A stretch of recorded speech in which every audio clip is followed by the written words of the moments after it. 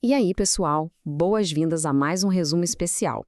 Hoje a gente vai mergulhar de cabeça num dos assuntos que mais cai nas provas do Enem e dos vestibulares, a Revolução Francesa. Sabe aquela matéria que você simplesmente precisa dominar? Pois é, a gente vai desconstruir as causas principais, as fases radicais e os impactos gigantescos que mudaram a estrutura política do mundo. Vamos transformar aquela teoria pura de livro num papo fácil de lembrar na hora da prova. Bora lá? Para organizar nossa cabeça, a gente dividiu essa revisão em 5 partes bem diretas. Vamos passar pelo contexto e os 3 estados, a queda e os ideais revolucionários, quem eram os sans-culottes e a radicalização, as contradições do terror e, para fechar, o fim de tudo isso e o impacto global. Começando então pela parte 1, o contexto e os 3 estados. A gente chama isso aqui de o peso do absolutismo. Bom, antes da Revolução sequer estourar, a França estava no fundo do poço, enfrentando uma crise econômica e social pesadíssima. Pensa num edifício gigante usando essa tabela como exemplo. Imagina que só o andar térreo tem que sustentar o peso do prédio inteiro sozinho. O primeiro estado, que era o clero, e o segundo estado, a nobreza, ficavam lá no topo, cheios de privilégios e com total isenção de impostos. Literalmente zero impostos. Enquanto isso, o terceiro estado, formado pela burguesia, trabalhadores e camponeses, carregava aquele fardo esmagador de pagar todas as taxas para sustentar a festa dos outros. Claramente era uma estrutura que ia desabar sobre o próprio peso, né? E desabou, o que nos leva à nossa seção 2, a queda e os ideais. O grande ponto de ruptura de 1789. Movida por aquelas ideias novas do iluminismo e por uma insatisfação popular imensa, essa base instável não aguentou mais. Para a prova, é fundamental ter na cabeça essa ordem cronológica clara. Começa com a convocação dos Estados Gerais, depois rola a formação da Assembleia Nacional e aí tudo culmina no evento que chocou o mundo, a famosa queda da Bastilha. E olha, prestem atenção aqui, a Bastilha não foi só um tumulto urbano qualquer, tá? Foi o símbolo máximo de que o absolutismo francês estava chegando ao fim. Com o antigo regime indo para o espaço, os privilégios feudais acabaram de vez. E é aí que nasce um documento histórico central, a Declaração dos Direitos do Homem e do Cidadão. Sabe aquele lema famoso, né? Liberdade, igualdade e fraternidade.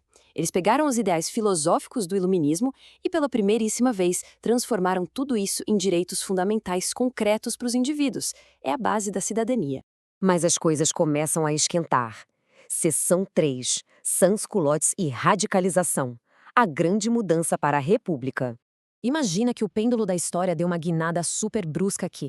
A monarquia cai, o rei Luís XVI vai para a guilhotina, a república é proclamada e as ruas simplesmente fervem. E quem estava agitando tudo isso? Os famosos sans-culottes. Pessoal, esse conceito cai direto nos exames. Eles eram a camada popular urbana, os artesãos, assalariados, os pequenos comerciantes. O nome sans-culottes, que significa sem culote, era porque eles se recusavam a usar aquele calção chique e justo da nobreza. Eles vestiam calças compridas mesmo, muitas vezes com aquele famoso barrete frígio vermelho na cabeça, que virou um ícone atemporal de liberdade. E o papel social e político dessa galera foi absoluto. Eles não estavam lá só para fazer volume. Eles queriam igualdade na prática, lutavam por uma democracia direta e batiam de frente contra a fome, exigindo o tabelamento dos preços dos alimentos. Foram exatamente os sans-culottes que formaram a base radical do movimento e deram poder para os jacobinos e para o seu líder Maximilien de Robespierre assumirem o controle do país entre 1792 e 1795. Só que esse controle extremo cobrou um preço altíssimo. Chegamos na seção 4, as contradições do terror. É aqui que as provas de vestibular adoram testar o nosso senso crítico. A ascensão jacobina gerou uma contradição gigantesca. Pensa bem. De um lado, a gente tinha aquele movimento quase utópico, focado na liberdade, na igualdade e nos direitos fundamentais. Mas do outro, a realidade do período do terror foi uma repressão violentíssima, milhares de execuções sumárias e o uso pesadíssimo da guilhotina contra quem fosse considerado inimigo. Foi o choque direto e visceral entre aqueles belos ideais iluministas e a violência de Estado. O que nos leva à nossa quinta e última sessão, o fim e o impacto global, o novo status quo. Como a gente pode imaginar, essa violência extrema não ia se sustentar por muito tempo. A Revolução começou a estabilizar nessa linha do tempo final. Primeiro, com a própria queda de Robespierre. Depois veio uma fase mais conservadora para tentar arrumar a casa com o governo do Diretório. E para fechar definitivamente essa era, tivemos o golpe de Napoleão Bonaparte em 1799. É o pontapé inicial que abre as portas para a era napoleônica. Mas e aí, quais foram as consequências políticas disso tudo? Foram monumentais. O absolutismo francês foi aniquilado para sempre e a burguesia saiu com um poder imenso nas mãos. Acima de tudo, essas ideias de liberdade e igualdade se espalharam como pólvora e incendiaram o mundo. Isso afetou diretamente a história global, inspirando outras revoluções e servindo de motor ideológico fundamental para a ascensão da burguesia no Brasil e, claro, para o próprio processo de independência brasileira. Bom, antes da gente encerrar, precisamos falar sobre aquelas pegadinhas clássicas. Sabe aqueles errinhos e concepções históricas que custam pontos valiosos na prova? O erro número 1, disparado, é a galera esquecer que apenas o terceiro estado pagava impostos, segurando a barra econômica inteira nas costas.